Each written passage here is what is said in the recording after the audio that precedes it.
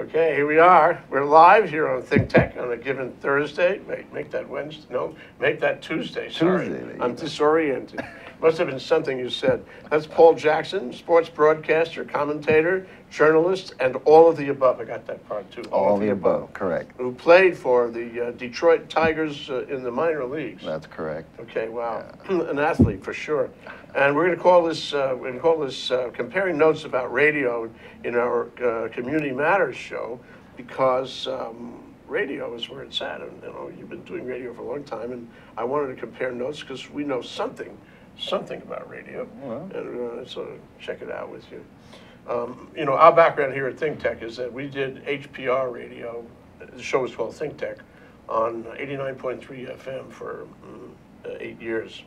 Then later on we got involved in K108 with where you are. Right, correct. For about a year or so, and that was only tangential. What I mean is, it was derivative because we were always on somebody else's show. Oh. And then we got involved in a series of shows on 760 AM, which is a Salem radio.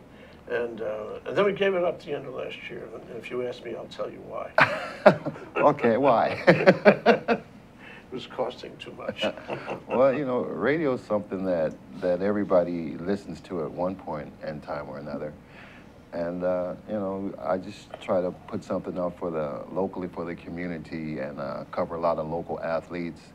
And even as far as local fundraisers, anything that's local that has to do with, being out in the community and something positive, then that's what my show's all about. Okay, let's reel it back. Okay.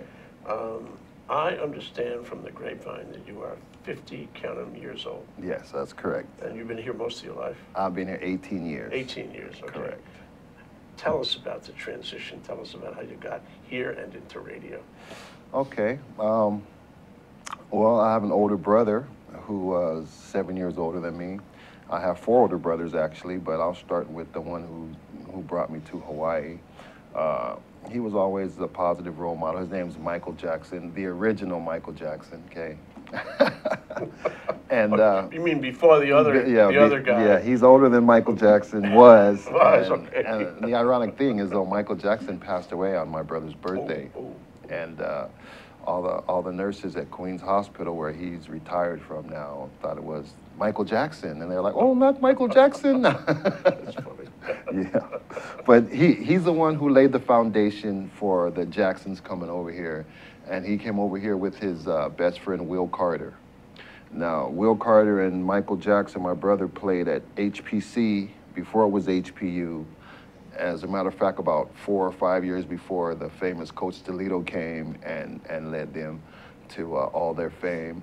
But let it be known that my brother and Will Carter were the original groundwork. That they're the first ones who beat Chaminade when Chaminade had Chico Furtado and those guys, and sort of set the barrier for everything that was to come for HPU. And this would be how many years ago? This is in the late 70s. Okay. In the late 70s, and my brother graduated high school in 75, so he came out here. He went to Cal Baptist in Riverside for a couple years, and then he transferred out here with Will Carter, who went to Walla Walla Junior College. And so they reunited and moved out here to Hawaii. And it's, so the family really came together. Yeah, we've been out here ever since. And the way that I got out here was, after my professional baseball career, I mean, I came out here during the off season a few times and visited my brother. And I knew that once I got a taste of Hawaii, once I had my own family and my own children, that this would be definitely a place to raise them. So all my kids were born in Los Angeles, but they were all raised out here. Oh, cool. Yeah. By the way, what base did you play? I was a pitcher. Pitcher? Yes, I was a pitcher. I just needed to know that to characterize. Well, in college, I actually played shortstop. I got drafted as a shortstop and a pitcher. But back then, there was only one Cal Ripken, so, when I got there, they said, yeah, we want you to pitch. So that's what I did, was pitch. All right. Okay, so now somehow you connected with radio. How is that? Yeah, I got my connection in radio through John Nolan. Okay, now John used to covering my brother back in the HPC days when he was interning for his television and radio career that he went on to pursue. And, you know, through this beautiful island, these beautiful islands which are rich in everything else, but they're very small when it comes to, you know, the circles. So my brother introduced me to John Nolan. And then when John found out that I played professional baseball, he just sent me out. He said, hey, you want to do radio? And I said, well, yeah, I'll try. So I had my cell phone, and I had my notes, and I went to watch Iolani against Punahou, a high school this is so cool. baseball game. Live show that. Yeah, yeah. All right. And I took some notes at the baseball game, and when the time came, I called the radio station and started reporting on the Punahou Iolani baseball game. And so that's how it all started. And, you know, from there, I actually learned some of the engineering technical side of the business and the little, you know, intricacies that make it a professional show. Sure. Right. Sure. So, okay, so then, I mean, from being out in the stands with your cell phone, right, you migrated into the studio. Yes, In the yes. K108 Slowly, studio, yes. the Chinese Cultural Center. Yes. Where that's the center of the universe, I guess. Over Yeah, there. yeah. And the Yeah. food's good. You can feel the aura. Oh, the files over there is the best. Very good. So, okay, so you evolved the show. And what, that by the way, the Punahou game was what year? Oh, this was about 6 or 7 years ago. Oh, wow. Suter, one of the Suter boys. He played football for a few years at a university, but he was playing there. It was about 6 or 7 years ago. Okay. And that's, you know, I've slowly evolved and like I said, learned all the small intricacies of what radio really takes. And you know, learn about local sports, yeah, too. preparation, yeah, all of that. Yeah. I mean, the sporting part, the covering the part, you know, that's the easy part for me. That's, you know, for me it was the preparation and, you know, just being able to go to my notes and get my message across, you know. Okay, so from that time till now, it has evolved, and you know you're doing it on a regular basis now. Right. So what is it like now, your coverage of these sporting events? Well, I'm fully credentialed through the media.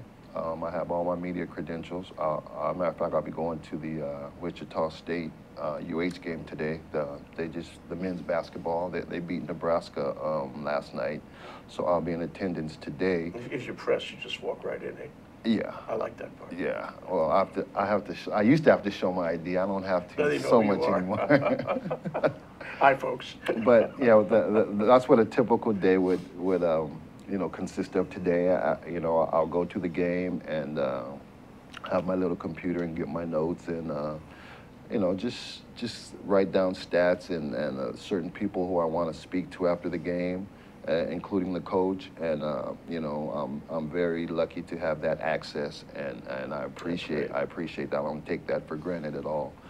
And you know, I just observe the game, and whatever questions I have afterwards, you know, I'll ask the players who they pick to choose for the press conference, and then I'll also ask the coach some questions. You take a digital recorder with you? Yes, of course. Yeah, yeah, digital recorder, of course. Yeah. Well, now you can do it on your phone, so.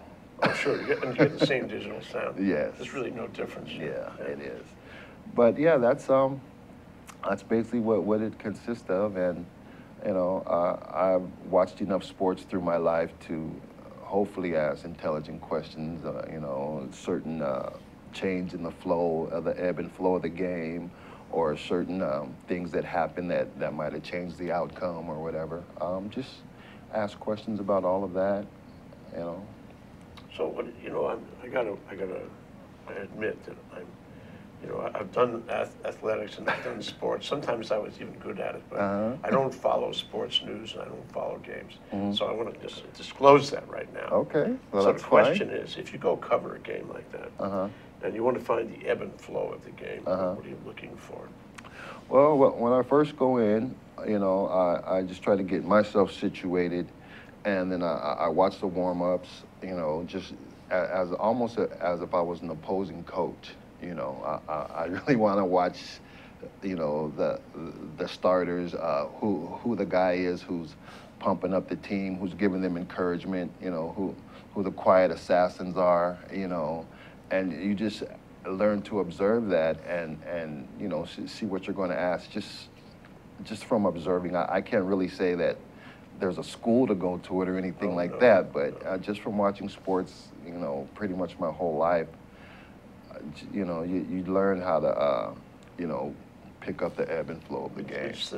It's the dynamics of the way people are working together. You know? Yes, it is. And also the coach's preparation, like simple things like, you know, how they handle a press or something that just comes down to coaching, because they have the athletes. And if you teach the athletes and you get them to buy into your system, you know, you get the maximum effort from them. Yeah. When you talk to, well, I have to ask you one question first, okay? This means that you over time you cultivate this ability to see how people are interacting on a team. Right. And it's not just sports, because I think that probably sharpens your eyesight, sharpens your sensibilities to every kind of team that you can find anywhere in human interaction. Oh yeah, without a doubt. As my manager skills when I used to be a manager of restaurants, which I did for years, you know, playing sports helped incorporate that into my you know, my restaurant team, and you know, the relationships that I've built with ex-players over the years, you know, I'm still friends with to this day, and you know, that's something that can never be taken away. So when you came in here, you saw our little team that we have. Right. Okay. Right. You saw Zuri, our program engineer. Yes. You saw Sachi, our you know, studio manager, floor manager. Yes. So what did you think? Well, this team was well prepared. They came in and they told me what I had to do and made me feel comfortable and got my water here, and I'm totally relaxed. I just had to ask you that, Paul. That's Paul Jackson. He's a sports broadcaster, commentator, journalist, and all the above, and also a baseball player. We're gonna take time out here because we are relaxed from Community Matters, comparing notes on radio, and we'll be right back. Aloha, I'm Kili'i Akina, president of the Grassroot Institute and host on Ehana Kako, a weekly program on the ThinkTech Hawaii broadcast network. Ehana Kako means let's work together. Think of the sad alternative, let's not work together. Here in Hawaii, with all of our diversity and the richness of the people, it's important for us to come together around issues on the basis of what's right and what's good and what's going to serve the common good. And that's what we try to do at Ehana Kako. Every week we interview movers and shakers, people in government, business, and other sectors of society to talk about how to create together a better government, economy, a better world here in Hawaii that can bless the rest of the world. I thank you for your attention to ThinkTech Hawaii, and we look forward to seeing you every Monday, 2 to 3 p.m. on the ThinkTech Hawaii Broadcast Network. We're Ehana Kako, and we wish you well. Aloha. Okay, we're live, we're back. I'm Jay Fidell at ThinkTech here, Community Matters, and we're comparing notes on radio with Paul Jackson. So Paul, you talked about, I'm really fascinated with talking about, watching the game, seeing the moves, like figuring out who's who on the field, so to speak. Right. And there's got to be a difference between being in the game, such as you have been, right, and watching the game. What's the difference? Well, the difference is, as now a retired athlete and observing them, you still can sense, who's the leader, who's, like I say, who's the quiet, deadly guy, and That's the one I want to be. Yeah, I mean, each team has its role, whether it's a basketball team, a baseball team, or a football team. There's all different kind of roles that people take. Like, for instance, in football, your quarterback, he has to be the main guy. He has to be the one who everybody believes in. And basketball, you have a point guard. He's like the quarterback of the team. but he might not necessarily be the inspirational leader. Like just for instance, Chris Paul with the Clippers. He's real quiet, but everybody knows he's the captain, but he's just not really vocal about it. And so, you know, you just have to see which player is taking on which roles, and then you address the questions, you know, towards them as such. You know, you can't talk about really leadership questions with somebody who's a reserve or vice versa. So, but you know, you've drawn a kind of organizational chart in your mind about how this team works. Right, through many years of observation. You get a sense of the players' roles on the team, and also from watching the games and seeing them play. You know, you get a sense of what role each player is. I think inherent in that, if you've ever thought about it, is you're slipping into their skins. You're there with them. You Right. are them. Right. You're playing through them also. You know? Yeah. In a way, just because I know what that feeling's like to run through the smoke. You know, I know what that feeling's like to hear that, you know, that pumped up rap music before the basketball games. You know, I mean, Sure, makes your heart go fast. I know what it's like to take that infield practice and you know, that sets the tone for the game. You know, because the way you practice is the way you play, and so, you know, you learn to observe that, and you know, like I say, just take from it when I get ready to speak to them after the game, just what I observe. Yeah.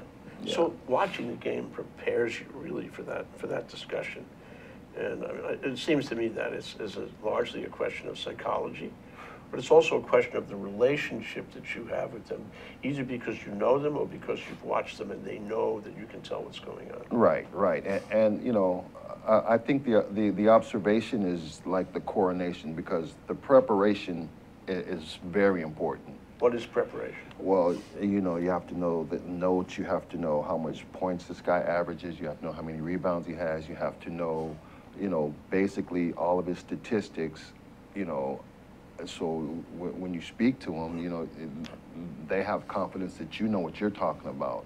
And once they have that confidence, then the interviews get better and better and better, and then even sometimes could get on a personal level. Yeah, then it just escalates. And you're teaching them. I mean, you're experts. Am I right? You know, Well, these are largely high school kids, right? And college, And college. Yeah. But you know, they don't know as much as you know about this. They haven't done this kind of preparation the way you have.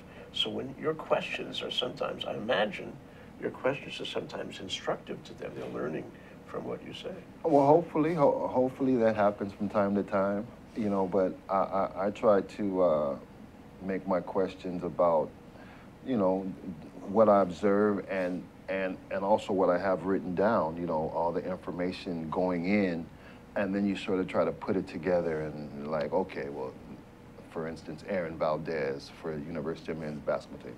He's definitely the leader of that team, you know. He's not the vocal leader, but he's their hustle guy. He's going to get 50-50 balls. He's their leading rebounder. He's probably their most explosive player. And he's playing out of position. And, you know, but he doesn't complain. He doesn't grumble. He's just a businessman, you know, when it comes to the basketball court. The business of sports. Exactly. So I'm Aaron Valdez, okay, and we're sitting on the sidelines. Afterward, you've got your digital recorder going, and you're going to interview me. Go for it, Paul. Well, Aaron, you know, from last night's game, I would say against Nebraska, I would say, you know, when you got that Sports Center highlight alley-oop, I mean, you know, that really put a charge into the crowd and into your team, and he would probably say, you know, that. Thanks for saying that, Paul. I felt it. I could feel that crowd. I was connected. I felt the electricity. It was a great experience. Yeah. You know, right from the beginning. You know, it's just, you know, he's a very explosive player, and I like talking to him. You know, I mean, I would have to see the exact game for me to say exactly what I'm. But it would be somewhere in that realm of, you know, especially his hustle. You know, just his all-out effort. You know, the guy he's just a his motor is just nonstop. And what that does is it provides him opportunities to, like I said, get loose balls, get rebounds when people don't think he's going to do it. And the effort is tremendous, and that's what I like about it. So you can distinguish him from all other players. Yeah. It's a special sports personality that he's doing in the game. Well, yeah, his just his effort. I'm not saying the other kids don't have effort, but this guy goes above and beyond, and he's relentless. So you critique them, I mean, I'm sure in a very kind way, but you also elevate them, and you say, he's really terrific, this guy's going to make it, right? I mean, do you say that? Well, when you interview somebody, like as far as the baseball players are, back when Colton Wong was a freshman, and Benny Catricala, and guys who I knew were going to get drafted to have a chance to play professional baseball. I knew that these guys were going to get drafted. It's when you interview them, it's a really fine line between, like you say, encouraging them and not going too far, like you sound like their parents or something like that. So you have to juggle that a little bit, but most of my reporting is definitely positive. Do the recruiters ever come to you, Paul, and say, hey, what do you think of this player? Well, I have a friend whose name is Demarius Pittman, and we went to high school together. We went to the same high school. He's a little bit younger than me, and he played minor league baseball also. He's a scout for the Blue Jays, and every time he comes out here, I have him on my show. Oh, that's great. And so we have built that relationship through the years, and he pretty much tells me who the top 5, top 6 guys are, who they're looking at, whether they be at UH or whether they still be in high school. And he keeps me updated on that. And not only that, but he asks me questions too, because he knows that I observe a lot of the games and stuff like that. You can be very helpful to him. And yeah, well, he gets paid for it though. So you go out to the games, you Uh-huh. talk to the people. I mean, how much time do you spend on a given interview with somebody that was a significant player in a given game? 5 minutes, 10? Well, it depends. With basketball, it's a press thing. They have the table sitting there. You put your DVR on the table, and the players who the coaches pick or who the sports information directors picks, which is John Barry, and John, you're the man. I have to say that. All right, Okay. John Barry. I don't Yes. know you, but you're Yes. the man. He is, and so maybe they'll pick 3 guys, the significant people who had an impact on the game, and they'll come first, and then we'll have a chance to ask them questions. So they choose the people you're going to interview. Yeah, pretty That's much. the way it works. Well, pretty much based on the performance of the game. I mean, that's not very hard. I could probably choose them myself, but, they choose them, and then we interview them, and then when they go out, the coach comes in. Or sometimes the coach is in there with the players, and then the players go first, and then the coach always finishes. And This is very professional business. This is oh yeah. major league radio, if you will. Well, I don't know. I'm about AA right now. I'm trying to get to the major leagues. Okay. Well, in Hawaii, things aren't exactly the same as they are elsewhere. Yeah. Okay, It's very professional. So if you go to a game like this, you've got your digital recordings of these interviews, including with the Right. coach. I have my laptop, my little Kindle, and with all the statistics, and they have a press room where you go in and you can grab statistics before the game, not only with the UH, but with all their opponents who they're playing. You do a little bit of reading. Of course, basically who the main guys are, their opponents are going to be, but you can learn a lot of stuff just from reading that, and see who we're up against, for the game. Yeah, so now you're going to prepare a radio show, and what do you broadcast on? Saturday afternoon? Yeah, What Saturday. time? So 2 people, p.m. 2 p.m. 2 to 3. 2 to 3, yeah. Okay, and so what is your goal, okay, in terms of the information you're going to portray, the quality of the show, the various resources you're going to put together? Who's your audience, and what do you want to tell them in these shows? Okay, well, hopefully my audience is anybody interested in local sports, whether it be from Little League Baseball all the way up to the the fortunate ones on this island who play professionally. It doesn't matter. I'm trying to cover it all. And a preparation would be, today's Tuesday, so I'll probably be on the phone later today, tomorrow, and just to use my resources to see which guests are available. For instance, if it's a big MMA fight or something like that with the local boy fighting, Billy Hall from the Star Advertiser, he's my guy. You know, I know that's his forte, that and baseball, and you know, so you know, if it's basketball, I'll go to Brian McInnes. If it's you know, just general stuff, I'll go to Dave Reardon. You know, I had Dave on my show this past Saturday. I had Billy Hall on my show this past Saturday. And, you know, so you get a hold of those guys earlier on the week, and then you just keep abreast of what's going on, you know. So you're setting it up week by week? Oh, yeah. And you're not setting it up a month in advance. It's week by, it depends on the games. Yeah, and it's all current issues. It's all current issues, you know. So they come down and they participate as guests in the studio there at K108. They have the opportunity to come down as a guest, which I welcome anytime, or they also call in over the radio, and you know, some of those guys get busy, and you know, I still respect the time that they're given, because you know, it's all voluntary and stuff like that. So it's a combination of things. Then you got the material where you interviewed people, right? You got the stats, your research, where you can, you know, put this in context, right? And then you have your special guest, who is kind of a co-expert to help you interpret what's happening. Right. Or even if I have certain questions that they might have a insight about, you know, I'll ask them sometime for my own personal knowledge. You know, the sports reporters have a lot of insight on a lot of stuff, especially the guys who've been around for a while. So, you know, I respect them and try to pick their brain a little bit too about some of the situations that's going on sports-wise. So you're trying to give an in-depth coverage of specific games and athletes so that anybody who wants to know about this can be educated. Yeah. I mean, yeah, like I said, it doesn't matter if it's a Little League baseball team. If I have that Little League baseball team that week, I'll prepare for that Little League baseball team as if it was a Major League Baseball team, you know.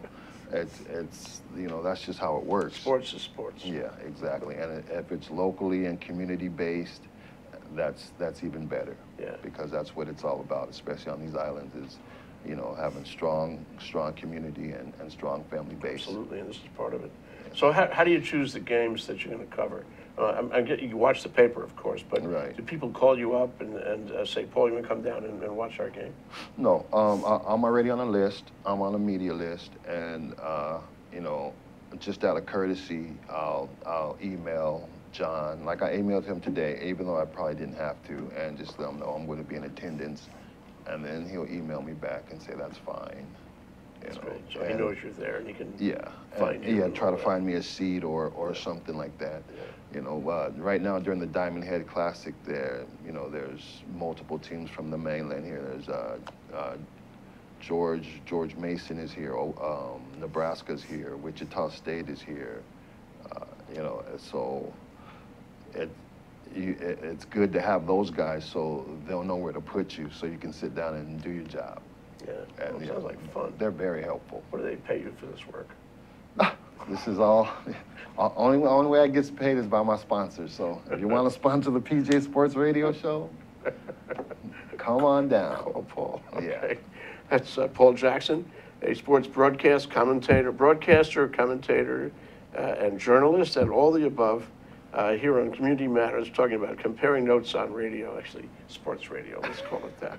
We're going to take another break. We'll be right back after this, and we're going to ask Paul about the problems, challenges, and obstacles that he faces in order to do what he wants to do. You'll see. We'll be right back. Oh, wow.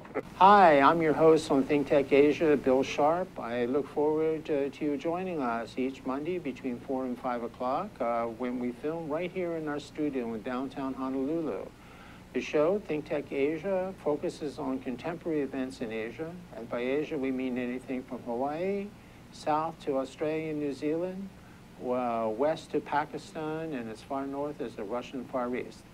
clearly, this is one of the most economically dynamic centers of the world.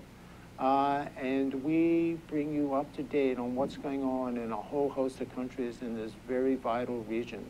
We look forward to seeing you. Aloha. Okay, we're back. We weren't kidding. We said we'd come back, and we came back. All right. Paul Jackson and me, broadcaster, commentator, journalist, and all the above here on ThinkTech, Community Matters. And we're comparing notes on sports radio. And he's a regular broadcaster on K108 AM, which broadcasts out of the Chinese Cultural Center here downtown, 2 to 3 p.m. Yeah, every Saturdays, Yeah, yes, check that's it out. correct. And if you want to go to my website, it's right there, pjsportsradio.com. I write blogs and, you know, just try to keep the community abreast about what's going on in the sports community. Yeah. PJ, what does that stand for? I'm only kidding. Paul Jackson. Okay, so let's go on to the challenge part. We always ask every guest this question. Now, don't feel that, you know, it's special for you. Okay. We want to know the problems you have, the obstacles you have to, you know, get around, you know, the challenges. What stands in the way of having a perfect broadcast every time? Well, I believe the only thing that stands in the way of having a perfect broadcast every time, if there is a such thing as a perfect broadcast, would be just me.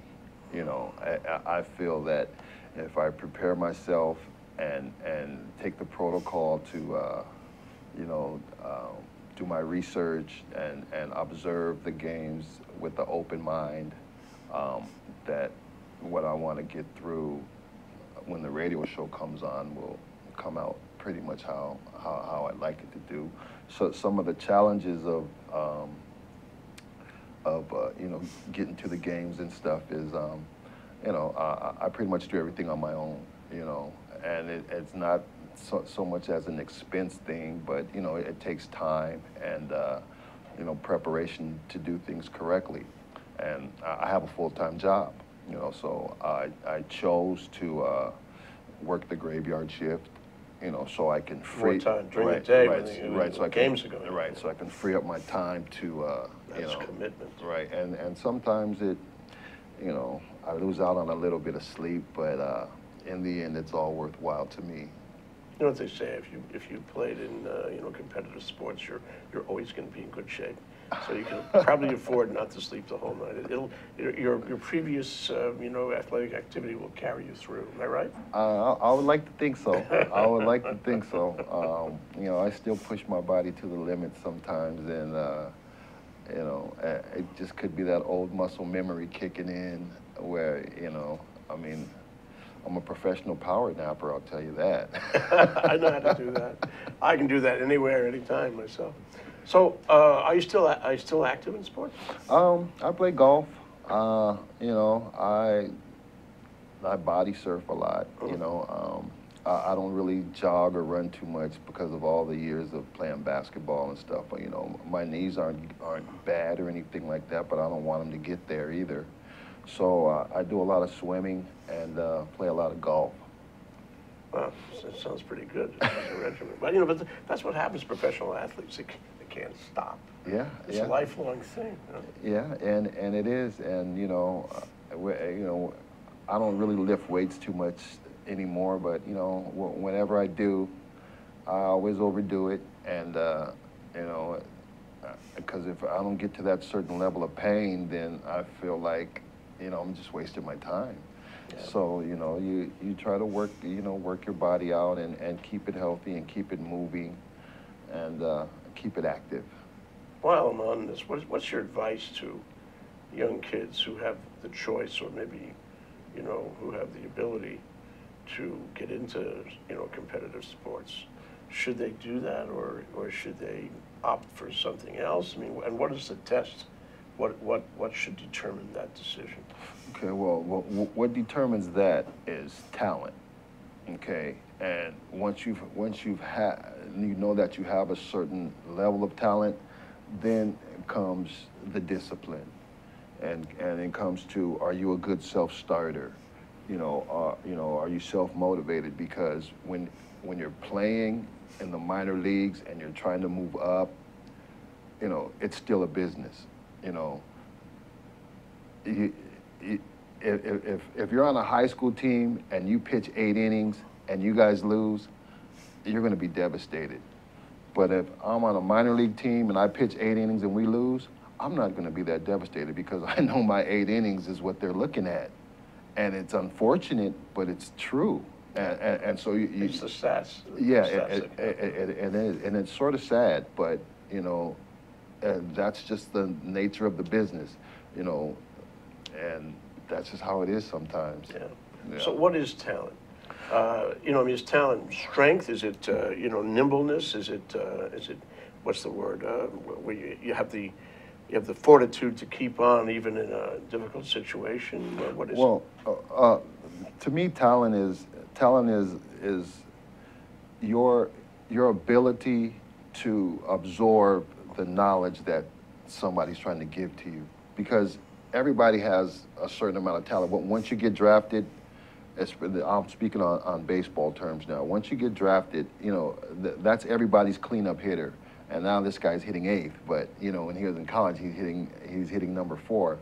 And so, you know, once you have established that talent, like I said, it comes down to the fundamentals, the discipline, you know, especially as a pitcher. You know, a lot of difference between a AA pitcher and somebody in the big leagues is, you know, what somebody outside the game wouldn't notice. It's can you field your position? Can you hold runners on base? If it's 1st and 3rd and 1 out, are you still trying to throw 95 miles an hour and strike this guy out? Or you're trying to get him to hit it to your 3rd baseman and get a double play so you can get into the dugout? You know, it's participation on the team. It's knowing the ins and outs of the game strategy. It's called being aloof. It's called being above the situation. Focused on. Yeah, like no matter what the situation is going to be, you're above it. You know, and it's almost like when athletes say that it's moving in slow motion or the game's moving too fast. That's because you have the talent, but you haven't had the confidence to know that you can handle it. So when situations come like that, you know, that's what my baseball coach used to always tell me. You have to be aloof. You have to be above those situations. And we used to practice that, you know. As a mental state of mind. Right, meditation, you know, like everything, you know, that you can slow your heartbeat down and keep your heart rate down, even if it's bases loaded, nobody out, and it's the middle of the World Series. So you're very aware, very conscious, but you see the larger picture. And right. that puts you at a level that's high enough to see the game in sort of in conceptual terms. Right, and with what an athlete will call in slow motion. Yeah, you know, slow motion. Yeah, slow it down. So if you see that, and you probably can, I can figure it out, you can see that. But, you know, then you also can see, you can see that in the world in general. This will make my comparison, for example, to the ThinkTech team. Oh, exactly. You know, because you'd want that everywhere. You want every team to have, every player to have that ability. Right. It all carries over. The thing that sports did with me, it helped me to, you know, decipher out. You know, I've had bad coaches, I've had bad teammates, I've had great coaches, I've had great teammates, and so, you know, just playing on all those different teams helped me to, you know, be what I call, you know, I'd say a decent judge of character. Not that I judge people, but just the feeling that you get from people, you know. And being on so many teams and traveling and all that stuff has brought me to the fact that, you know, I think I'm a pretty good judge of character when it comes to stuff like that. So given your experience,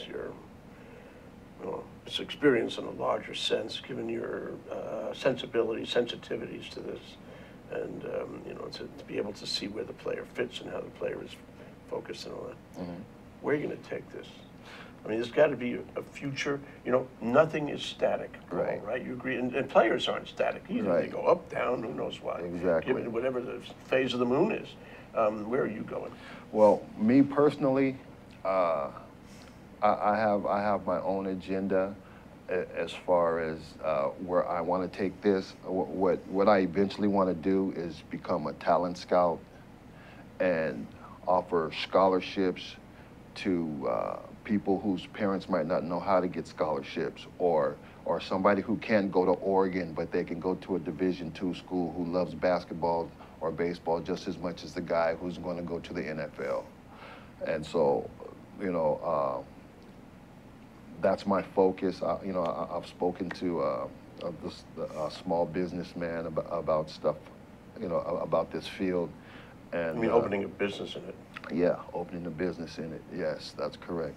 And, you know, like 70% of the scholarships that are out there, people aren't even aware of, and they're not even taken. So if I can help somebody's child get a free education through observing them, through what I normally do, you know, to me, that's something that's positive into the community, and it's just, you know, helping people who don't have the resources or the same resources that I do to know, hey, your kid might not be able to go to Oregon, but your kid can go to Linfield and get an education and play 4 years of basketball and still be happy. And, you know, that's where I want to take this to. And all that we've talked about is really preparation and training for that, really. Right. So assume with me for a moment that you keep on going down that road and that it works. Mm-hmm. And now you are a scout, or maybe the scout for Hawaii. And you can help kids get into situations here or on the mainland, right, that will really change their lives. Is that compatible with, or does it perhaps rely on the continuation of the radio show? Well, it doesn't necessarily have to do with the continuation of the radio show. I mean, I'm doing the radio show, so therefore I'm in the field observing this anyway. But I don't need the radio station to be able to observe this to help that out. The radio show does give me a name in the community where, you know, maybe somebody will say, okay, well, this guy has his radio show and he's dealt with all these athletes. Well, maybe he knows what he's talking about, you know, instead of me having to try to convince them that you know, I'm a pretty good talent evaluator and can. By that time, you help will already have shown that you are. I hope so. I hope so. So is there a graduation from there too? I mean, so you're a recruiter, sort of a scholarship connector person. Where do you go from there? Do you become an agent from there? Do you become, you know, a manager from there, and manager of talent? Are these things possible for you in your life? Well, yeah, all that is possible. I mean, I'm kind of a one base at a time kind of guy. You know, if I got a guy on first and second, I'm gonna bunt, okay, and get him to second and third. I'm not gonna try for the 3-run homer. So I guess I would say I'm a percentage guy. Right now, I'm just focused on getting this up off the ground and getting out there and seeing. You know, Hawaii has talent. They're very talented in all aspects of sports. You know, surfing, volleyball, baseball, you know, basketball, football, and you know, so that's where I'm at. I'm just trying to get to first base right now. That's it. I'm still glad I asked you. That's Paul Jackson, sports broadcaster, commentator, journalist, and all the above. And I bet there's one other thing. Those kids really like you, don't they? You know, I hope so. You know, I mean, there's a girl, Shauna Ko, who plays went to Punahou, and this is her 6th year at UH, and but she grew up in Halava, you know, and she knows my nieces and my kids and stuff like that. So, you know, some of the kids I do know personally from when they were keikis, and you know, I still just try to not discern between that, because I don't want to get the kid nervous. You understand what I'm saying? Sure. I just want to. It also puts you in conflict. Right. You know, you want to be the professional. Right. With them, yeah. Right. Yeah. So sometimes I have to just put that to the side and you know, just wish them the best of luck. But you know, most of the local kids, you know, when you see them on the big screen and you know, they don't really get in too much trouble. You know, I mean, every once in a while you'll have a couple, but for the most part, the kids from the islands are are the role models and the poster boys for what athletes are supposed to That be. makes your work even more enjoyable. Yes, it does. It does. That's Paul Jackson. Thank you so much, Paul, for joining us here on what do you call it, Compare Notes on Sports Radio. Well, thank you for You got to having me. listen to Paul 2 to 3 p.m. every Saturday afternoon on K108 AM. Yeah. Thank you, Paul. Thank you, Jay. Appreciate it.